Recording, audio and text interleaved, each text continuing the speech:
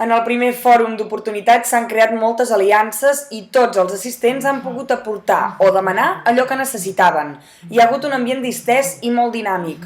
És molt important en els temps que corren realitzar iniciatives com aquesta, que permeten a tots els que tenen projectes en ment que puguin trobar-se amb els que compten amb les eines, solucions o poden aportar-hi la seva experiència, com és el cas d'Estela Espinosa.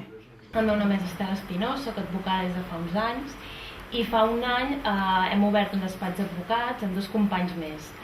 D'aquest temps que portem treballant hem detectat que moltes vegades quan ens ve un client al despatx no només té un problema jurídic, sinó temes administratius, de gestoria, que moltes vegades no podem solucionar. Llavors, a part d'això també hem detectat que sí que hi ha moltes gestories que ofereixen com a més un servei jurídic, però no al revés. Llavors, nosaltres, des d'aquest problema que tenim, necessitem col·laboració amb professionals de l'àmbit administratiu, de gestoria, per poder col·laborar.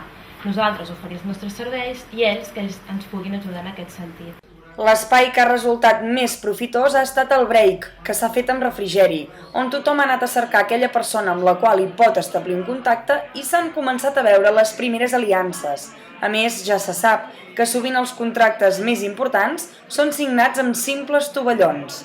Els assistents n'han sortit molt contents. N'han sortit força coses, no només ha sortit gent que ens pot fer servei, sinó que a més ha sortit gent que pot necessitar dels nostres serveis, o sigui que no encaixem.